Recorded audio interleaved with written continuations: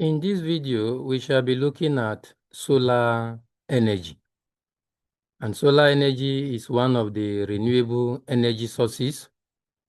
I encourage you to look at my video on energy sources for more information on energy sources, renewable energy, non-renewable energy, the advantages, and other information that will be very useful to you. So solar energy is the energy received from the sun. So this is the sun. The energy received from the sun is called solar energy.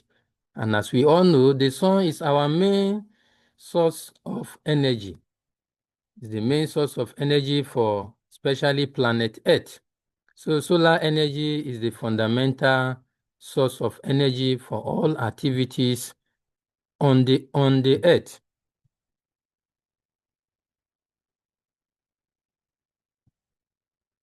Even fossil fuel, which is an example of a non-renewable energy such as oil, are an indirect form of energy because it's gotten from the remains of a plant and animal, and the plant produce energy through the use of sun, through photosynthesis, and at the end, the energy from wood, from oil, they are indirectly from solar energy. So solar energy is very important and is the fundamental energy from the earth. So this is because they come from the organic matter of plant and other organisms that over millions of years captured the sun energy through photosynthesis.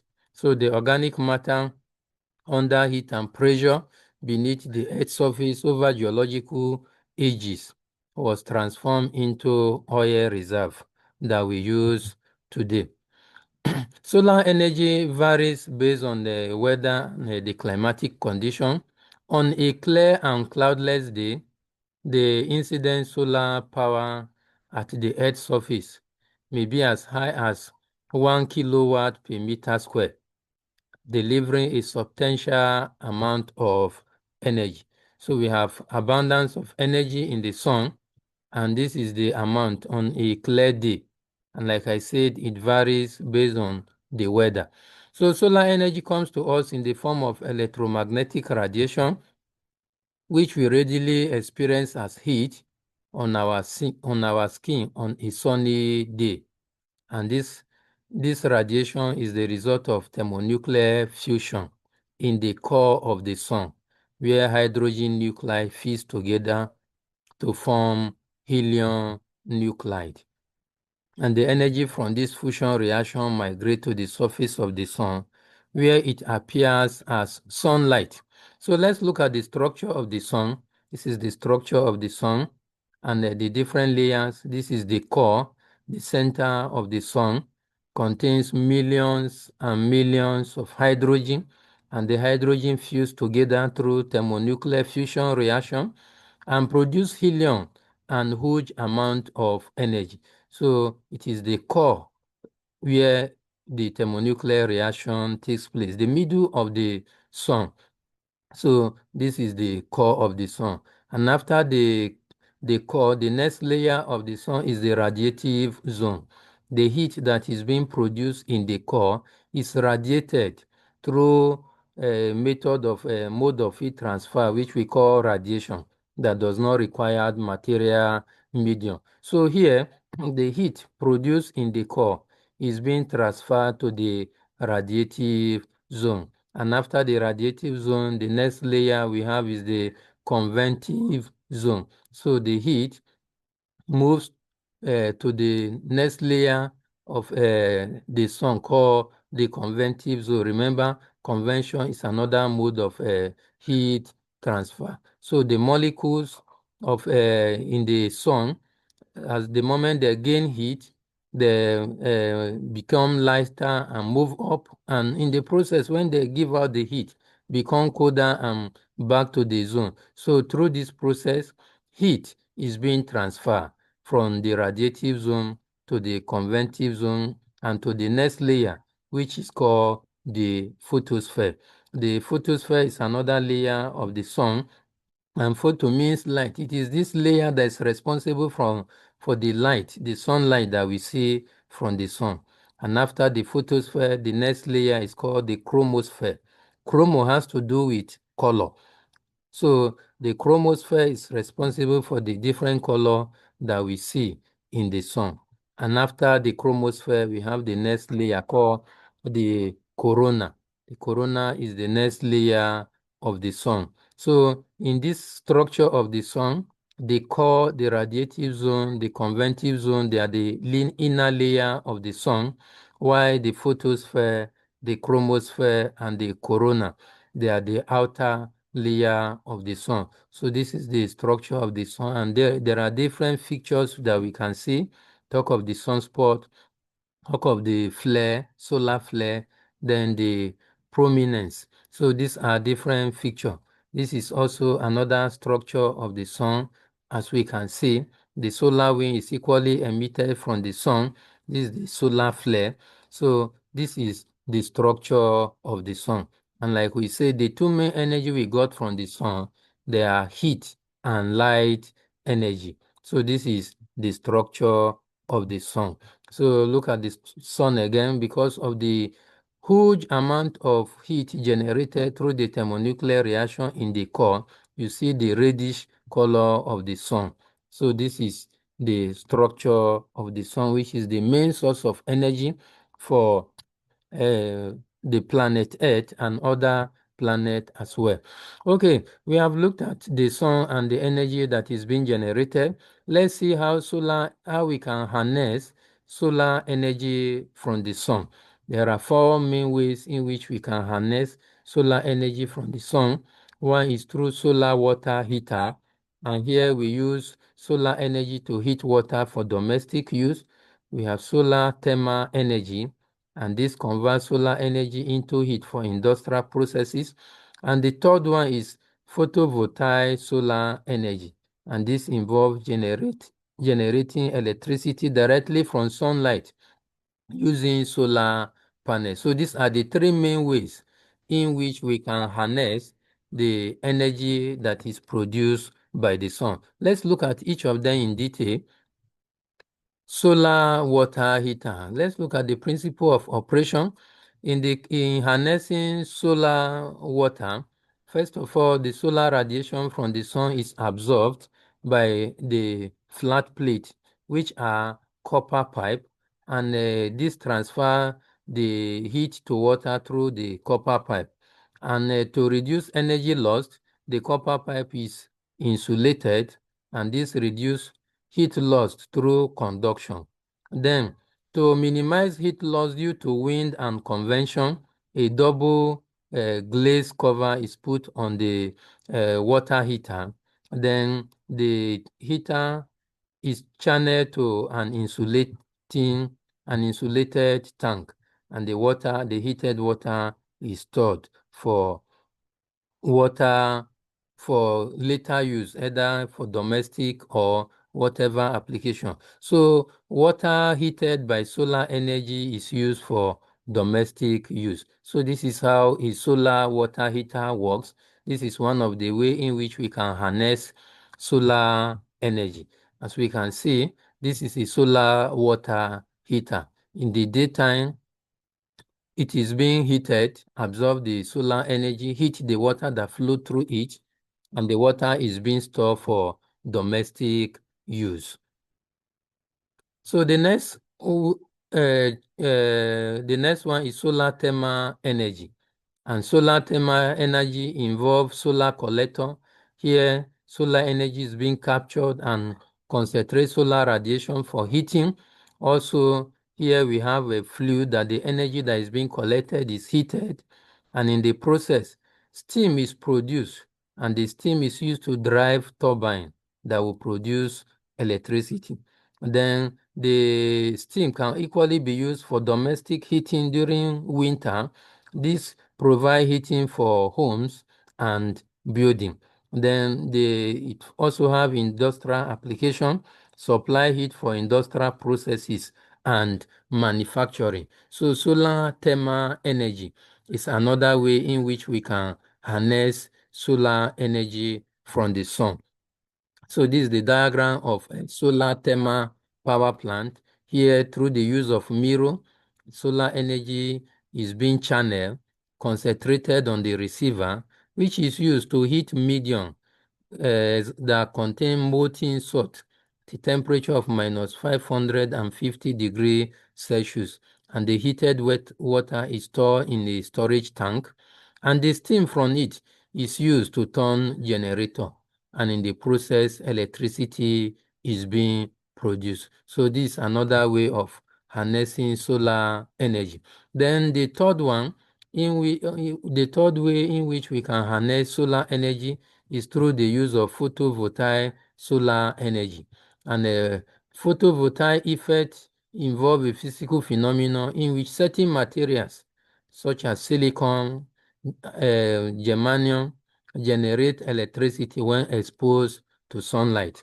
And the solar panels or solar photovoltaic convert solar radiation into electricity. It's another way in which we can generate, we can use solar energy. So solar power is produced by converting sunlight and converting it into electricity. As I earlier mentioned, this is done by using solar panel, which are large flat panel made up of many individual solar cells.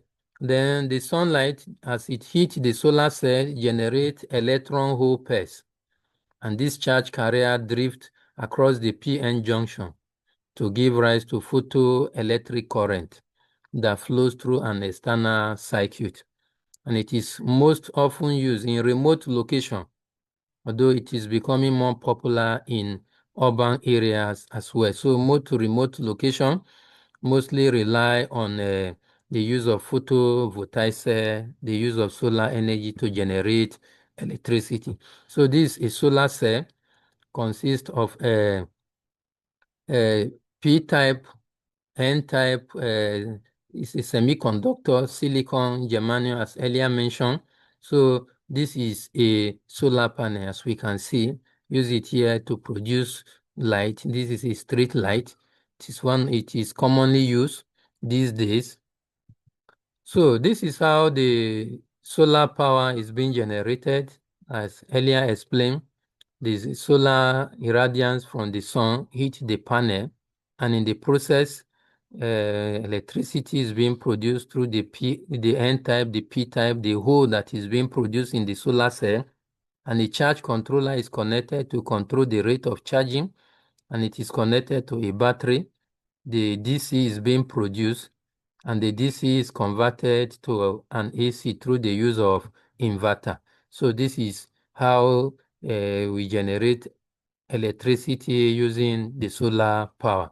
So this is another diagram, solar radiation, charge controller stored in the battery, have your inverter, connecting it from DC to AC, and the AC is being supplied to the home for our appliances.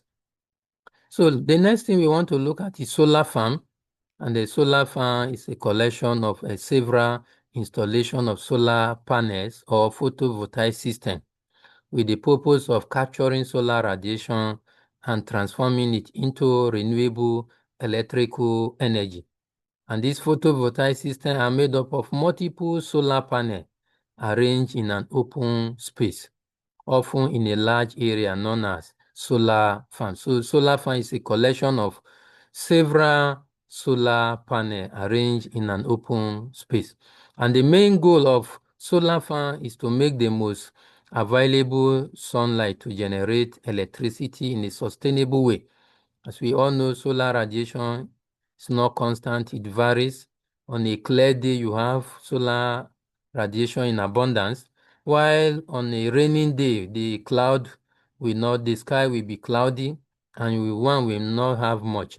So solar fan is being employed to gather much of the solar energy, especially during abundance. So this is a solar fan, as we can see, collection of several solar panel in an open space. So let's look at the operation of the solar farm. Solar farm works through the use of a solar panel and which contains solar cell that converts sunlight into electricity. When sunlight hits the panel, the solar cell generates direct electric current, which are converted to alternating current AC through the use of inverter. So let's look at benefit of solar farm. Benefit of solar farm. One of the benefits is land use. It utilizes non-productive land for energy generation. Land that cannot be used for agriculture or for any other thing can be converted into solar farm. Also, coexistence with farming. It helps us to integrate solar panel with agricultural practice, where we have the solar farm.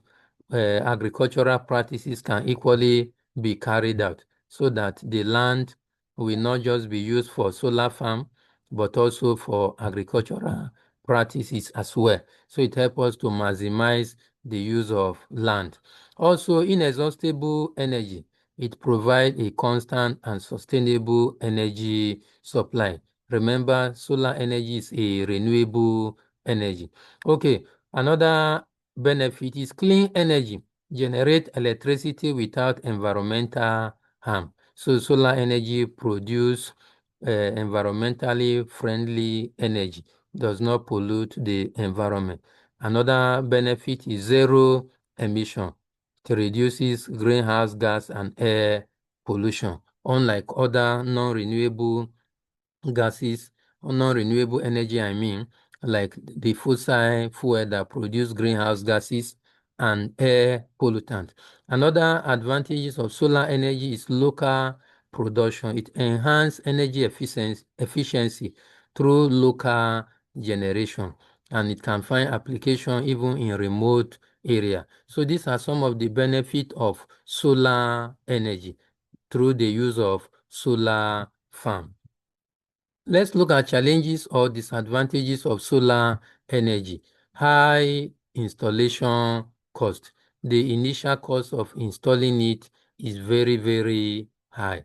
Another disadvantage of the use of solar energy through solar farm is geographical variation. There is inconsistent sunlight across different regions.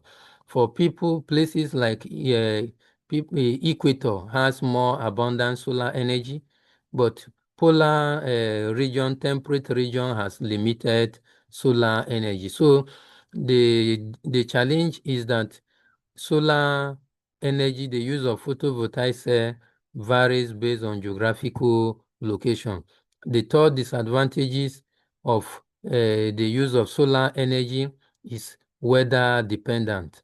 To reduce energy output due to cloudy or raining days. Like I explained earlier, it is affected by the atmospheric or weather condition. During raining days, the weather will be cloudy and you have limited sunshine, and as a result of that, there will be no much solar energy.